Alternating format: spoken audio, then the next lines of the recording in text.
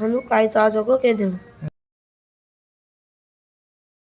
గుర్తు సింహం రాక్షస సంహారానికి ఆ యొక్క సింహగర్జన రాక్షస సంహారానికి గుర్తు త్రిశూలం సైతం దుష్ట శిక్షణకు నాంది.